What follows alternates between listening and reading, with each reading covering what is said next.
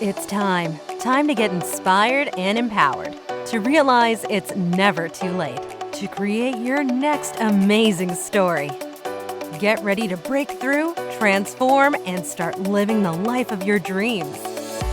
So, are you ready? Truly ready to begin your journey to create your next amazing story in life and love? Great. Let's jump in with your host, Life and Love Transformational Coach, Suzanne Oshima. Welcome, everybody, to the It's Never Too Late show. I'm Suzanne Oshima, and I'm a life and love transformational coach at Your Next Amazing Story. I'm so excited because we have a very special guest today, Iris Benrubi, and she's a dating and relationship coach. And today we're talking about it's never too late to find love again. So welcome, Iris. I'm so happy to have you here. Thank you for having me on, Suzanne. Yeah, so before we jump into your story, I would love for you to share with the ladies, how did you become a dating and relationship coach? Well, I started off, I still am. I'm a psychotherapist, I'm a marriage counselor, so I know a lot of what it takes to make a relationship work. And then I ended up in the dating world, and I was struggling, and I had to actually learn these strategies to meet the man of my dreams. And I thought, you know what? I'm going to teach this to other women because I struggled for over a decade. And I thought, had I known these strategies early on, I would have been in that relationship a lot earlier, a healthy one. So, Iris, that's interesting. So 10 years is a long time, right? And so what made you keep going? How did it start out when you got back out there and started dating? Because I'm sure it wasn't easy. Yeah, so let me start that I was married to the man I was sure was my soulmate. We were married for 18 years, and I vowed when we got married I was going to be one of that 50% that made it right to the end.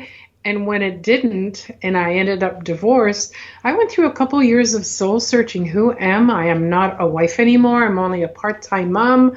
What do I do? How do I fit in? How do I start dating now in my 40s? Because I got divorced, separated, early 40s. And then I thought, okay, this is what I want. I'm going to go out there and do it. And I went through more unhealthy relationships than I care to admit. But what kept me going is my commitment to learning. And so I got myself a coach, and I did my therapy to look at what are those things for me. I had a really high tolerance level for bad behavior. I allowed things to happen, even though I addressed them. And they didn't change, and I allowed myself to stay in relationship. And so I really had to work on what is it that had me tolerate so much and suppress my needs. It's what I call pretzeling myself to make myself be picked. Please pick me. If you pick me, I'll make it work. I'll be a good girl. And I really needed to shift that whole mindset. And what I teach my women now is to be the buyer. You're the one that's looking to see, can he fit into my life and give me what I need? And I know that we've talked about this. I talk about groceries.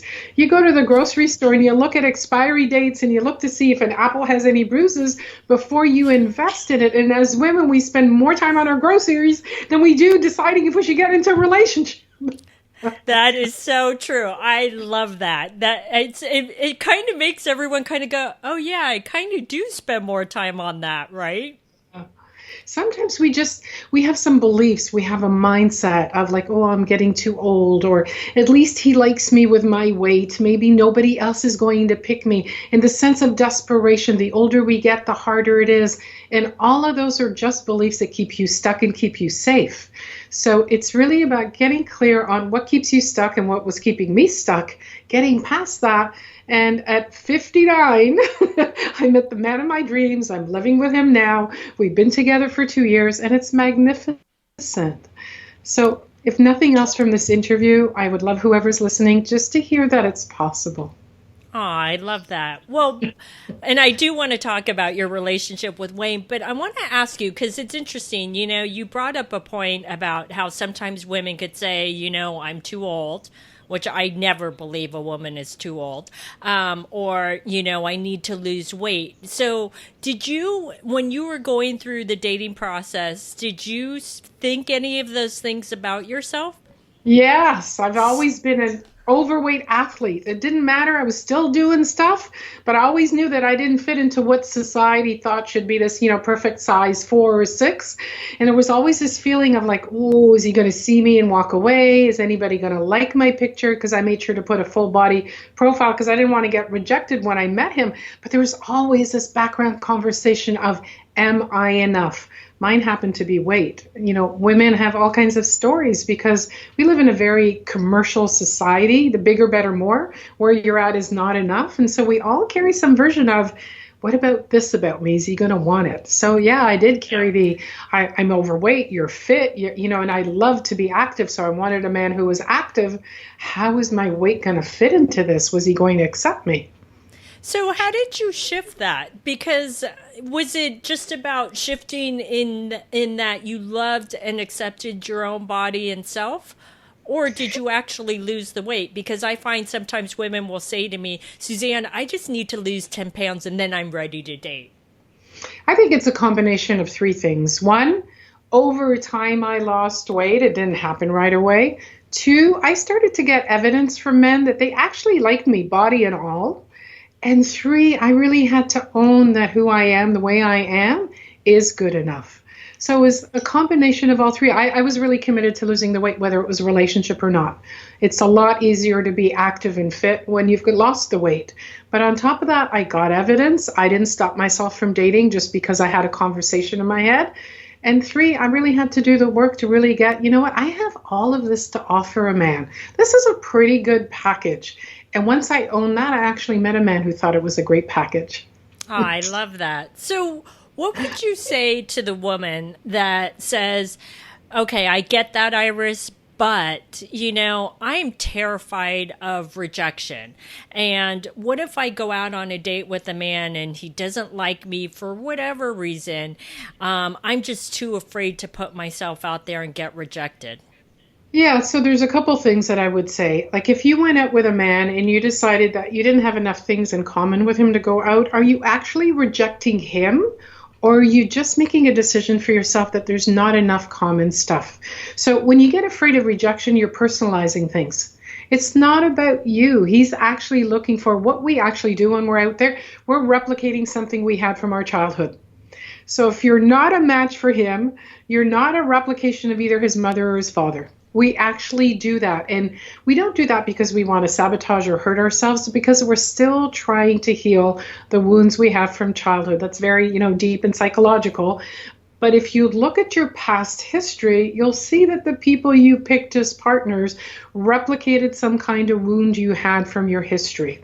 So if you want to change what I call the relationship blueprint, you want to do some work on that. Heal those things from childhood so that you're not replicating it in your adulthood. And if you pick a healthy man, you can actually heal it in a healthy partnership, both of you together. So let's just, and I love that you said that. So what would you say, because I don't believe anyone is 100% healthy, us or men. So what would you say to the woman that says, Iris, I met a great man, but there's X, Y, and Z that I think I could fix. And then he'd be perfect. So should I keep dating him? What would you say to that? So I'm very familiar with that one. I'm a psychotherapist. I figure I can fix everything. And I went out with lots of men that I thought I could fix and give them strategies and explain to them. If they don't want to change, it doesn't matter what you do. And it's not your job to be their therapist or their mommy. If they want to work on something, let them find somebody outside of you. But you need to be prepared to accept the man the way he is. And I call it a SWIFT, with his strengths, his weaknesses, his insecurities, his fears, and his perceived failures. In the same way you want him to accept you just the way you are, not as a fixer-upper. Yeah, we don't want a fixer-upper. It's true. It's just like how you would want a man to accept you and not try to change you. That's what a man. Yeah. Yeah, it's a lot of work to fix someone, especially if they don't want to. Well, yeah, because then you're going to run up against resistance, right? Yeah. So I know you talked about that for 10 years, a decade, you were dating, and that's a long time, right? And you were in relationships that weren't good for you or didn't work. And At what point did you finally say, this isn't working? I need to get help? Because you mentioned you worked with a coach. And I think a lot of people might be surprised by that because they're like, wait, you're a psychotherapist and you're a coach yourself. Why would you need a coach? Yeah, because really what a coach does is help you see the things you can't see about yourself. Right? Yes. You know how your friends will say, have you noticed that you're doing this? Or, you tend to say this all the time. And it's like, oh, I didn't even notice that. Like, I'll give you an example. One of my clients said to me, my boyfriend broke up with me and he didn't talk to me for a week. And then when we started to talk again, I said to him, that's not normal to not talk to me for a week. A day or two, fine. And I said, isn't it interesting that you think not talking to you for a day or two is fine? And she went, oh. So I helped her see the things that she had learned in childhood are okay, that weren't really okay. And I needed a coach to reflect back to me some of the beliefs, some of the behaviors, some of the tolerances, some of the things I was tolerating that I needed to have a second look at. Did I really deserve better? What's my responsibility and what's his responsibility? And when I was able to shift how I looked at things, I ended up with the man of my dreams. So I'm sorry, did you say at what point you got a coach? Was it like year 8 into this or 9? Yeah. It was late in the game. Okay. I figured I was a therapist. I knew a lot of the stuff. I was working on myself. I was working on them. And it wasn't working because I wasn't getting the coaching piece, right? The dating. And so then when you worked with your coach, it sounds like it happened rather quickly. Is that true? It did, because I actually got the strategies to shortcut the whole system so that I didn't keep going out with men that weren't healthy. I could easily tell at the beginning whether a man's emotionally available and if he could make me happy. I got clear on what I wanted. What were my values? What were my needs? When did I need to cut and run? And when should I give it a second chance? There's so many of these strategies that make a lot of sense. And when you learn them, it just makes dating so much easier and so much more fun. Yeah. So let's talk about Wayne, your partner, because I personally know he's amazing, even though I've never met him, because you and I are connected on Facebook. And I know whenever you travel, you'll come home and you'll post these pictures of him standing at the airport with signs, flowers, or dressed up as something to welcome you home. And I love that you guys have this beautiful relationship and that he's like a little boy, so excited to see you. And that must feel so good to you. So how did you meet him? I actually met him online. I was the first one that reached out. I saw his profile. I sent him 2 sentences. I love your zest for life, and I have the same 2 love languages. He looked at my profile. He sent me back an essay, 12 short points connecting what I had in my profile and my pictures that connected to where he was in his life and what he wanted and where he wanted to go. And so that we had so much in common. And the rest is history. Wow. So, and like, at what point when you started dating him, did you both agree to be exclusive and say, I don't want to date anyone else? Actually, within a month, I'd already met his family. We already knew that it was so easy and so many of our values meshed that we already knew within a month. And of course, you keep your eyes open. Hopefully he kept his eyes open to look for things. But it was easy. It wasn't pulling teeth. It wasn't trying to, it's okay, I can live with this. It was a good man, a man who really wanted to help me, support me, he'll tell you this. On our second date, we went running. I was training for a triathlon at the time, and I was really struggling. He happens to be a dating coach, right? So there's a meeting there, and I was running, and I couldn't go any faster, and I just stopped, and I cried. And he just put his arms around me, and he held me. He didn't need to fix me. He didn't tell me I was wrong. Just keep running. He could just be there with me. And he does that a lot for me. When I'm struggling, he just puts his arms around me and I can go, okay, on we go. I love that. So see, this is interesting. I didn't know he was a dating coach. So this. Sorry, he's a running coach. Did I say dating coach? Yeah. Sorry, he's a running coach, and I was training for a triathlon, so it fit really well so he could help me train. Maybe I heard it wrong. Okay, so that's interesting, though, because you both still have that coaching mentality. And so do you feel like that makes him a better partner for you because he has that coaching mentality, whether it's in dating or running? Yeah, totally. So he knows how to support, he knows how to listen, and he knows how to be there for me, and really talks about his personality and that he wants to make me happy. He hears what I need and he either does it or he makes it happen. His commitment is to me. I love that. So, Iris, I know you talked about earlier about how before you would attract these emotionally unavailable men or men that it just didn't work in the relationship. So, I would love for you to share with the ladies what shifted in your list of what you got clear in and what you needed in a man that Wayne has. I think one of the big shifts for me was to shift how I was viewing the four things that I knew were wrong with me.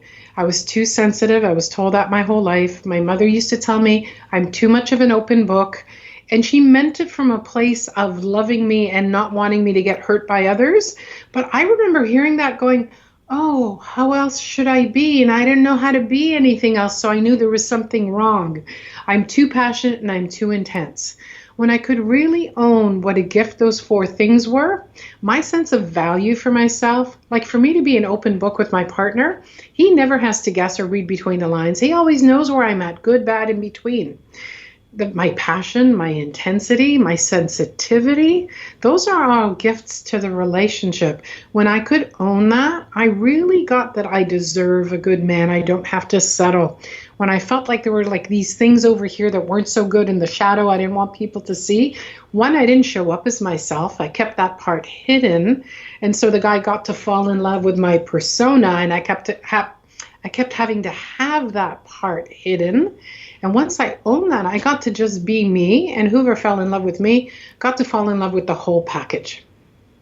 I love that you said that. So what would you say to the woman that shows up on the first couple of dates with the man and she's afraid to be herself because she's afraid that he won't like her? Because I have clients that will say that. They're like, I'm afraid to say this or do this because what if he doesn't like me? And I'm like, show up as your true authentic self and the best version of yourself.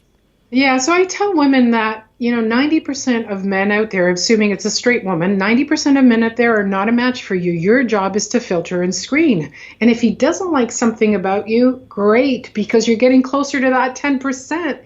You want a man who loves you for all of your things. Listen, we all have stuff we need to work on, that we need to shift a little bit, but that doesn't love you despite your quirks, but because of your quirks.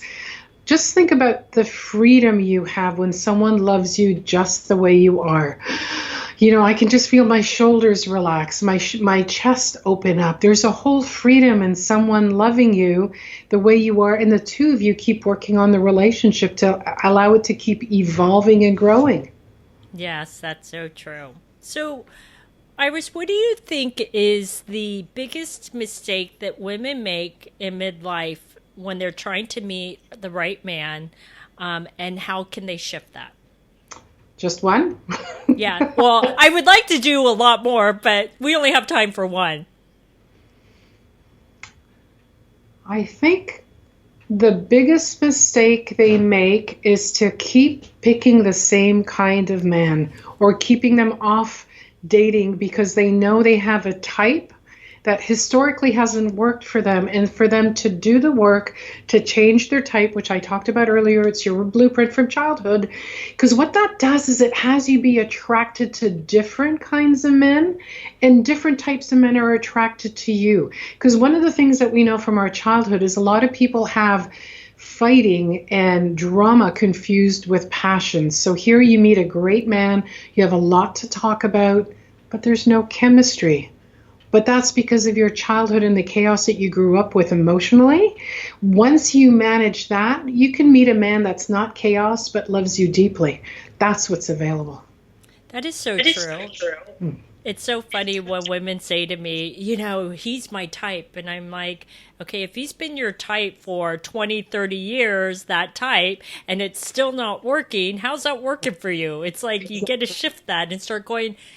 What I always say is, this is interesting because people will ask me, what's your type? And I'm like, I have two different types. There's the type I like to look at, what I'm attracted to. But I know that's not the good relationship material. And then there's the type that I know is good relationship material. Very good. I like that because it's really about getting clear of what's my natural inclination, which is often an overcompensation for childhood. A lot of women like the bad boys because they were restricted in their childhood and it gives them a chance to overcompensate, but they're not good relationship material. And what makes, and a lot of women don't know, what are the qualities of a healthy man? What are the qualities of a healthy relationship? What does good communication actually mean? What does emotionally available actually mean? And so I love that, we touched on that so that you can get a sense of what you're looking for. Because my partner Wayne said last year, when you don't know what you're looking for, anyone will do. And I thought, brilliant. Like, I love that and I'm going to use it.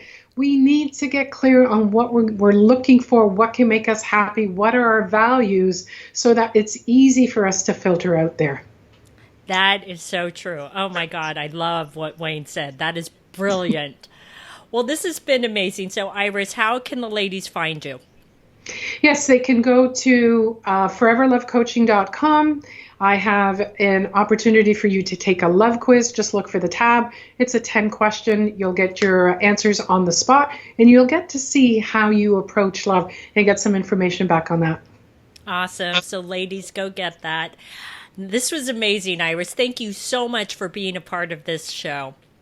Well, thank you for having me on and the difference your podcast makes. Awesome. So thanks, ladies, for joining us on the It's Never Too Late show. Our show is available both in audio format and video format, which can both be found at yournextamazingstory.com.